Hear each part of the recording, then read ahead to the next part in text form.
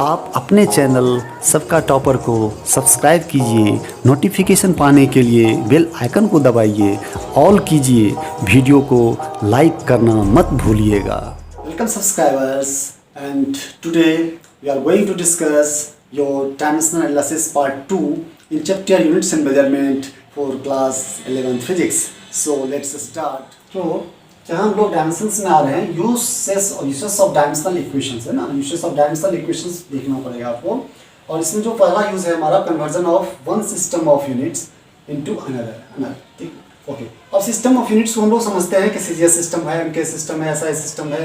ये सारे सिस्टम्स हम लोग पढ़ रखे हैं सिस्टम ऑफ यूनिट्स को। तो वन सिस्टम ऑफ यूनिट्स में इसका जो फर्स्ट फंडामेंटल है इसके पीछे, वो फंडामेंटल ये है कि magnitude of every physical quantity remain same, है ना। आप यूनिट्स किसी भी यूनिट्स में मेजर करो, लेकिन उसका जो मैग्नीट्यूड होता है वो कांस्टेंट होता है। वो हमारा क्या है, फर्स्ट वो फंडामेंटल इक्वेशन होता है हमारा Q = n टाइम्स U।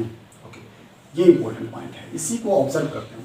अब क्या होता है कि एक सिस्टम ऑफ यूनिट्स और एक मिनट क्या, अब Q आपका कांस्टेंट है तो Q मतलब कांस्टेंट, इसका मतलब मैग्नीट्यूड जो है वो सेम है हमारा। तो इसका मतलब इसको अगर एक सिस्टम ऑफ यूनिट्स में हम देखेंगे दैट इज U1, तो U1 के लिए न्यूमेरिकल वैल्यू क्या N1 में कन्वर्ट हो जाएगा। और फिर अगर उसको सिस्टम ऑफ यूनिट्स अगर सपोज करो U1 से हमने अगर U1 से सिस्टम ऑफ यूनिट से U2 में कन्वर्ट किए ना, तो उसके अकॉर्डिंगली N1 और N2 भी हमारा क्या होगा, एडजस्ट होगा। N1 और N1 भी हमारा क्या हो जाएगा, N2 में कन्वर्ट हो जाएगा। दिस इज इंपॉर्टेंट पॉइंट, ये इंपॉर्टेंट। तो इसका मतलब हुआ N1 N2 में कन्वर्ट हो गया। ये हमारा डायमेंशन के पॉइंट से इंपॉर्टेंट नहीं होगा, लेकिन डायमेंशन के पॉइंट से इंपॉर्टेंट जो होगा, डायमेंशन का एप्लीकेशन जो होगा, वो जो यहाँ पर यूनिट्स को कन्वर्ट किया, चेंज इन यूनिट्स है ना, यहाँ पर चेंज इन यूनिट्स जो हो रही है, इसमें हम डायमेंशंस का एप्लीकेशन करेंगे, है ना। अब इसको एक तरह से सीखो आप कि अगर सपोज करो N1 हमारा यहाँ पर N1 और U1, N1 N और U अगर सपोज करो, या Q का वैल्यू आप सपोज करो Q = 6 न्यूटन है ना। अगर 6 न्यूटन है तो यहाँ पर जो वैल्यू हो गया N और U, है ना, ये आपस में एक दूसरे से, ये 6 जो है हमारा ये न्यूमेरिकल पार्ट हो गया, और N ये न्यूटन जो है हमारा यूनिट्स हो गया। अब तो N ये न्यूटन अगर होता है तो न्यूटन हमारा किस में होता है, N को अगर आप लंबा लिखते हो तो ये न्यूटन इस तरह से लिखते हैं हम लोग, है ना। तो न्यूटन हमारा एसआई सिस्टम ऑफ यूनिट्स में होता है। एसआई सिस्टम जो हमारा एमकेएस सिस्टम का डेवलप्ड फॉर्म है, मॉडिफाइड फॉर्म होता है। तो अब सीजीएस सिस्टम में अगर जाएंगे तो सीजीएस सिस्टम में क्या होता है, हमारा सीजीएस सिस्टम में वो हमारा डाइन के रूप में कन्वर्ट होता है। ये यूनिट जो होता है सीजीएस में, अगर इसको हम इसमें U1 को सपोज करो न्यूटन के रूप में लिखते हैं, तो U2 जो हमारा होगा सीजीएस में, ये हमारा U2 कन्वर्ट हो जाएगा। This is important point. तो यही हमारा यूनिट का कन्वर्जन जो है on the basis of dimensions होता है। तो इसको हम तो अरेंज किस तरह से करते हैं, हम अरेंज करने में क्या करते हैं इसको कि N1 और U1, ये N1 और U1 का कंसेप्ट ये है कि अगर आप इसमें सिस्टम ऑफ यूनिट्स एक लेते हो, तो जो हमारा न्यूमेरिकल पार्ट है N1 और जो हमारा यूनिट पार्ट होता है, यूनिट पार्ट हम डायमेंशन से फॉलो करते हैं। जैसे कि अगर सपोज करो M मास, लेंथ और टाइम लेते हैं, तो N1 पार्ट हो गया और M1 पार्ट लिए हम फर्स्ट सिस्टम ऑफ यूनिट्स में M1 ले लिए, इसका पावर सपोज करो A है, और L1 लिए हम, L का पावर B है, और T1 लिए हम, है ना। यहाँ पर हमारा क्या होगा, T1 का पावर सपोज करो C हो गया। ओके, अब ये इक्वल्स टू करेंगे हम N2, जो सेकेंड यूनिट में हमारा न्यूमेरिकल वैल्यू आएगा, जो चेंज होकर आता है, वो हमारा फिर इसके साथ यूनिट्स जो लगेगा वो यूनिट्स हम डाल देंगे, M2 डालेंगे इसके साथ, M2 पर पावर A, पावर वही होगा क्योंकि क्वांटिटी हमारे वही होते हैं। तो फिजिकल क्वांटिटी के डायमेंशंस हमारे वही होंगे। फंडामेंटल क्वांटिटीज़ को उस तरह से रिलेट करेंगे कि डायमेंशंस जो मास में A है, लेंथ में B है और टाइम में C है, ये हमारा यही यहाँ पर भी आगे वही प्रोलाउड करेगा। M2 पर पावर A हो गया, L2 पर पावर B हो गया, और T2 पर पावर C हो गया। This is important point. अब हमारे पास क्या है कि यही कन्वर्ट करना होता है, तो इसके अकॉर्डिंग जो N1 एंड N2 का वैल्यू हम निकालते हैं वो क्या आएगा। तो अगर हमारे पास सपोज N2 को निकालना होगा, N1 दिया हुआ होगा, तो N2 बराबर क्या हो जाएगा, अगर N2 की वैल्यू निकालनी होगी तो ये क्या हो जाएगा, N2 यहाँ लोगे तो ये सारे पार्ट यहाँ आ जाएंगे। तो N1 तो एज इट इज़ रहेगा, और ये ऊपर रहेगा आपका, ये इस तरह से आप करोगे कि M1/M2 करो, इधर से ये M2 हो गया, इस पर पावर आप A लगा दो ऊपर। ओके, फिर यहाँ पर L1 ऊपर ही रहेगा, L1 अपॉन ये L2 नीचे आ जाएगा, और इस पर पावर आप B लगा दो, ये B हो गया पावर। ओके, और यहाँ पर T का पावर जो हो जाएगा, T1 ऊपर रहेगा और T2 यहाँ नीचे होगा, यहाँ पर पावर C हो जाएगा। So this is important point. अब यहाँ पर M1 और M2 यही चीज़ रिलेट करेगा हमारा कि जिस किस सिस्टम ऑफ यूनिट्स में आप ले रहे हो। अगर CGS सिस्टम ऑफ यूनिट्स में ले रहे हो तो मास उसमें जो आएगा आपका वो क्या होगा, CGS में ग्राम में आएगा, और MKS में आएगा kg में आएगा। ओके, लेंथ आ जाएगा सेंटीमीटर में CGS में, और SI में MKS में आ जाएगा मीटर सेंटीमीटर। यहाँ पर सेकेंड और सेकेंड, टाइम के लिए दोनों यूनिट में सेकेंड और सेकेंड ही होगा। सो इस चीज़ को फॉलो करते हुए हम इसका एक देख लेते हैं। चाहे तो आप कर लोगे इसको, या एग्जाम्पल एक शॉर्ट में हम बता सकते हैं इसको। सो इसको आप ले लो स्क्रीनशॉट, फिर आगे हम ये 1 newton is come to how much dyne, ये हमारा डायमेंशन एनालिसिस से हम लोग इसको प्रूव करने की कोशिश करते हैं ना। तो यहाँ पर N1 U1 का कंसेप्ट मैंने समझा दिया आपको। अब ये होमवर्क में रहेगा कि आप इसको करोगे और फिर कमेंट सेक्शन में हमको बताओगे। अगर कोई प्रॉब्लम आएगी तो फिर आगे डिस्कस कर लेंगे हम। ये जो सेकंड यूज है हमारा डायमेंशन एनालिसिस का, वो है checking the correctness of a physical formula. अगर फिजिकल फार्मूला सपोज करो आपके पास आ रहा है, अगर टाइम पीरियड सपोज करो, time period of simple pendulum, तो time period of simple pendulum concept हम लोग समझते हैं क्या होता है। सिंपल पेंडुलम कंसेप्ट ये होती है कि अगर ये बॉब होती है, ये लेंथ का स्ट्रिंग होता है, तो इसका जो यहाँ से यहाँ तक जाना है ना, और स्विंग करना है ना, दैट इज योर स्विंग। यहाँ तक स्विंग किया, ये हमारा स्विंग पोर्शन आया, फिर यहाँ से यहाँ आया, यहाँ मेन पोजिशन को आया, और मेन पोजिशन से फिर अनदर एक्सट्रीम पॉइंट को टच किया, यहाँ तक आया सपोज, है ना। तो यहाँ पर जो टाइम पीरियड होती है, ये टाइम पीरियड क्या होता है हमारा, टाइम पीरियड क्या मतलब जिस पॉइंट से चलना स्टार्ट किया। अगर सपोज यहाँ से आपने देखा तो यहाँ से इस तरह से ऐसे गया, फिर ऐसे आया, फिर ऐसे आया, ऐसे आया, तो मतलब ये हुआ कि जिस पोजीशन से और जिस स्टेट से उसने चलना स्टार्ट किया था वो उसका एक टाइम पीरियड होता है ना। तो फिर अगर यहाँ से ऊपर से स्टार्ट देखते हैं हम टाइम को, तो फिर यहाँ से एक राउंड यहाँ से यहाँ तक आया, फिर एक राउंड यहाँ से यहाँ तक आया, फिर जो उसी फेज को रिपीट करता है तो वहाँ से उसका टाइम पीरियड का कैलकुलेशन हम सिंपल पेंडुलम में करते हैं। इसका लेंथ L होता है यहाँ पर, ये मास, इसकी बॉब की मास को M मानते हैं हम, है ना, ये M है तो M होता है आपका। ओके, और यहाँ पर जो G acceleration due to gravity होती है वो G हम लेते हैं उसका एक्सेलरेशन ड्यू टू ग्रेविटी।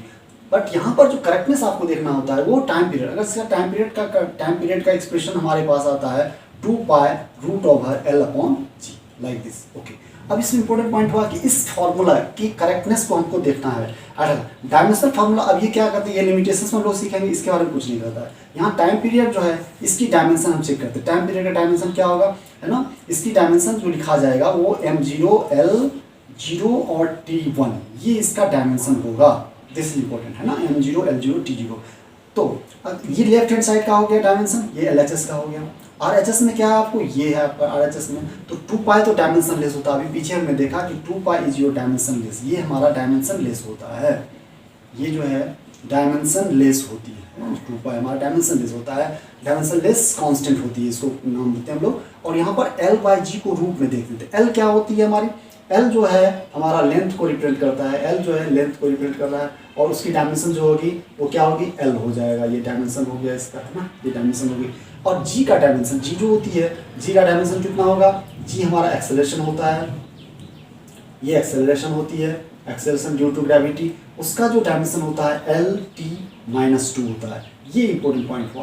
तो डायमेंशन सीखना आपको आना चाहिए, डायमेंशन किस तरह से लिखते हैं उसको भी आना चाहिए, क्योंकि हमने क्या कहा, फंडामेंटल क्वांटिटीज के कितने पावर्स को बढ़ाते हैं घटाते हैं वो डायमेंशन। तो डायमेंशन में जैसे बोल्ट्जमैन कांस्टेंट है, यूनिवर्सल गैस कांस्टेंट है, ग्रेविटेशनल कांस्टेंट है, इन सबों का डायमेंशन आपको आना चाहिए। किस तरह से उसको लिखते हैं वो तरीका हम जानते हैं उसको। ये L/G यहाँ पर राइट हैंड साइड में है, तो L/G का रूट ओवर है, तो इसको देखो आप क्या, L/G में L का डायमेंशन लेंथ का L हो गया, G का डायमेंशन LT-2 हो गया, तो L का पावर कैंसिल आउट हो जाएगा। यहाँ पर ये आ जाएगा हमारा आपको 1/T-2 टू ये दिस में। अगर ये T-2 में नीचे है तो उसको ऊपर ले जाएंगे तो क्या होगा, T पर पावर 2 हो गया, और उसका रूट करेंगे हम तो ये T सिंपल, ये T हमारा आ गया डायमेंशन। तो ये डायमेंशन क्या हुआ, ये M0 L0 T0 है ना, M0 L0 और T0।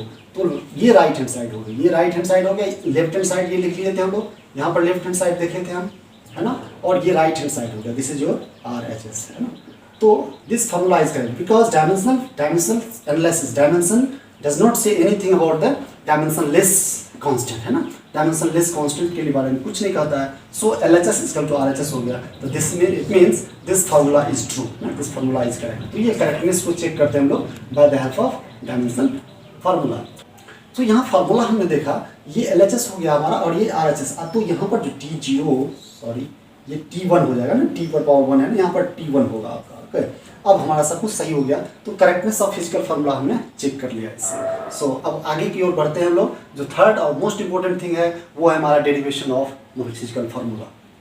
अब थर्ड प्रोसेस में है हमारा कि डेरिवेशन ऑफ फिजिकल फार्मूला। अब सपोज करो कि इसमें क्या हो कि एक डिपेंडेंसी हमको पता होती है कि जो लॉज होता है, जैसे time period of simple pendulum निकालना है। अब सपोज करो कि आपको एक्सप्रेशन फॉर टाइम पीरियड है ना, time period of simple pendulum निकालना है ना। तो सिंपल पेंडुलम को निकालने में हम क्या देखते हैं कि ये जो किस किस चीज़ पे डिपेंड कर रहा है ना, जैसे टी डिपेंड्स ऑन है, टी इज प्रोपोर्शनल, यहाँ प्रोपोर्शनल जिस चीज़ पर डिपेंड करेगा, जैसे कि mass of the bob, M is the mass of the bob होता है, तो एम पे डिपेंड कर रहा है। तो जो डिपेंड कर रहा है उसको हम लोग एम को पावर ए मान लिए सपोज करो। फिर यहाँ पर कहेगा कि ग्रेविटेशन जी है, एक्सेलरेशन ड्यू टू ग्रेविटी है, जी पर पावर बी कर दिए हम, है ना। और कहेगा इफेक्टिव लेंथ एल पर पावर सी कर दिए सपोज, है ना। तो अब ये कांस्टेंट, इसके बाद क्या हुआ, टी को जब हम प्रोपोर्शनलिटी हटाते हैं तो यहाँ पर एक कांस्टेंट आती है और ये डायमेंशनलेस कांस्टेंट होता है, और सब तो वही रहता है M a g to the power b l to the power c. और यहाँ पर हम लोग कहने की जरूरत नहीं है कि M is the mass of the bob होता है, एम जो होता है मास ऑफ बॉब होती है, L is your effective length होता है हमारा, इफेक्टिव लेंथ होती है, ओके। और जी जो है एक्सेलरेशन ड्यू टू ग्रेविटी होती है, एक्सेलरेशन ड्यू टू ग्रेविटी, है ना, एक्सेलरेशन ड्यू टू ग्रेविटी होती है। तो अब इसमें क्या करते हैं हम, डायमेंशंस का एप्लीकेशन करते हुए इसको ऑब्जर्व करते हैं। तो डायमेंशंस एप्लीकेशन में क्या करेंगे, लेफ्ट हैंड साइड या राइट हैंड साइड सभी का एप्लीकेशन, यहाँ पर के के बारे में लिखना पड़ेगा कि के इज अ डायमेंशनलेस कांस्टेंट, के is a dimensionless constant, okay. और इसका वैल्यू हम एक्सपेरिमेंट से निकालते हैं ना। यहाँ पर हम लोग अब देखने की कोशिश करेंगे कि टी जो हुआ, टी का डायमेंशन ले लो, टी का डायमेंशन हो जाएगा M L M zero L zero T पर पावर 1, ये होगा इसका डायमेंशन। उसके बाद यहाँ पर के ले लेंगे हम, के कांस्टेंट हुआ उसका तो होगा नहीं, और एम का हुआ पावर, एम का पावर ए हो जाएगा यहाँ पर। और जी जो है, जी का डायमेंशन होगा हमारा, जी का जो डायमेंशन होता है वो हमारा होता है L T minus two, acceleration का डायमेंशन होता है ये, है ना। और लेंथ तो ऑलरेडी लेंथ है ये, तो जी पर पावर बी है, यानी एल टी माइनस टू का पावर हो गया आपको बी, और एल का पावर फिर क्या आ गया हमारा सी, एल का पावर सी यहाँ से आ गया, ओके। अब यहाँ पर क्या करेंगे हम, के ले लेंगे, कांस्टेंट हो गया हमारा डायमेंशन, उससे कोई ये नहीं है। अब हमारे पास एम पर सभी का पावर एडिंग अप करेंगे, एम का पावर कितना है, ए हो गया, एल का पावर यहाँ पर बी आ गया, एल का पावर सी आ गया, यानी कि एल का पावर यहाँ हो गया बी प्लस सी, बी से और सी इसका, ओके। और टी का पावर कितना हो गया, टी पर पावर हो गया -2 और बी -2, ये हमारा हो गया। और यहाँ पर M L M zero L zero और टी 1, ये लेफ्ट हैंड साइड RHS। अब इस एक इंपॉर्टेंट टर्म यहाँ आती है कि प्रिंसिपल ऑफ डायमेंशनल होमोजेनिटी, है ना। प्रिंसिपल ऑफ डायमेंशनल होमोजेनिटी से क्या होती है कि दोनों साइड के पावर को हम इक्वेट करते हैं, प्रिंसिपल ऑफ पावर्स को, principle of dimensional homogeneity, principle of homogeneity ये कहता है कि पावर्स को बराबर करना है। तो यहाँ ए है, एम पर पावर ए है, यहाँ पर एम पर पावर क्या है, 0 है। तो इसका मतलब क्या हुआ, इक्वेटिंग करना है। इक्वेट करना है तो आपको यहाँ से लिखना पड़ेगा ए बराबर क्या आ रहा है हमारा, ए बराबर आ रहा है 0, ओके। एल पर पावर बी प्लस सी है, यहाँ पर पावर 0 है, यानी बी प्लस सी बराबर कितना आ रहा है 0। टी पर पावर -2 भी है, तो -2b इक्वल टू कितना आ रहा है, -2b इक्वल टू 1 आ रहा है। तो यहाँ से फर्स्ट से हम b निकाल रहे हैं, b इक्वल टू क्या आ रहा है यहाँ से -12, b इक्वल टू -12 आ गया। और b का वैल्यू अगर इसमें रखेंगे -12, तो यहाँ से है ना, ये b plus C equal to 0 से क्या आ जाएगा, b plus C equal to 0, b के लिए -12 आ गया प्लस सी बराबर 0, तो यहाँ पर c बराबर हाफ आ गया, है ना, c इक्वल टू हाफ आ गया, ओके। अब अगर b और c हाफ आ गया, b माइनस और a पावर 0, ये तो ऑलरेडी अब मेरे पास है ही। तो फार्मूला क्या बन गया हमारा, ये फार्मूला बनेगा आपका, जो हमने ये मास्टर इक्वेशन लिया था, ये मास्टर इक्वेशन था आपका, इस इक्वेशन में आपको पुट करना है a और b और c को, है ना। ये इक्वेशन मास्टर इक्वेशन था हमारा, इसको आप कोई x इक्वेशन मान लो, x में पुट करते हैं तो क्या आएगा हमारा, t इक्वल टू आ गया आपको के m पर पावर a है, तो m पर पावर कितना हो गया, m यहाँ पर a पर m पर पावर a था, तो a का वैल्यू 0 आ रहा है, m का पावर 0 आ गया। g का पावर b है, तो b आ रहा है -12, g पर पावर -12 आ गया, ओके। और सी हमारा क्या है, एल पर पावर सी है तो सी पर हाफ आ गया, सी पर पावर हाफ आ गया। अब हम इसको अरेंज करेंगे तो के equal to M power zero का मतलब 1 ही हुआ, कुछ नहीं हुआ। एम इजकल टू जीरो, किसी का पावर जीरो जो होता है वो 1 होता है, एम पर पावर जीरो मतलब 1 हो गया। ओके, अब ये देखते हैं कि पावर जिसका सी का पावर ये एल, सॉरी यहाँ पर जी एम जीरो एल, ये जी पर पावर माइनस हाफ, और ये क्या है हमारा एल पर पावर हाफ है, एल का ये एल का पावर ये सी लिखिए, एल का पावर हाफ हो गया क्योंकि सी बराबर क्या निकला है, हाफ निकला है, ये सी बराबर हाफ निकला तो एल पावर सी हो गया। तो यहाँ पर के और जी पर एल पर पावर हाफ है, इसका मतलब एल ऊपर गया हमारा, एल ऊपर रहा और जी पर पावर माइनस हाफ रहा तो जी नीचे आ गया, और ये फार्मूला आपका बनके तैयार हो गया, ये लाइक दिस ना, ये फार्मूला आपका बन गया। तो टी इजकल टू के, और के इज फ्रॉम एक्सपेरिमेंट है ना, यहाँ पर आप लिख दोगे फ्रॉम एक्सपेरिमेंट, के का वैल्यू हम निकाल सकते हैं, और के का वैल्यू बाय एक्सपेरिमेंट जो आता है के बराबर 2 पाई आता है बाय एक्सपेरिमेंट है ना। तो इसके अकॉर्डिंग यहाँ पर फार्मूला जो बना हमारा readymade equal to T equal to, ये फार्मूला बन गया हमारा, क्या बना, T equal to 2 pi root over l by g. इस तरह से किसी भी फिजिकल क्वांटिटी को हम डेफिनेशन के डायमेंशंस के बेसिस पे यहाँ पर हम फार्मूला डिराइव कर सकते हैं। This is important point. So next इसको आप नोट कर लो, फिर आगे हम यहाँ पर लिमिटेशंस में देखते हैं, लिमिटेशंस ऑफ डायमेंशन एनालिसिस। तो no information about dimensionless constant है ना, डायमेंशनलेस कांस्टेंट में इसका इन्फॉर्मेशन कोई डायमेंशन एनालिसिस नहीं दे पाता है।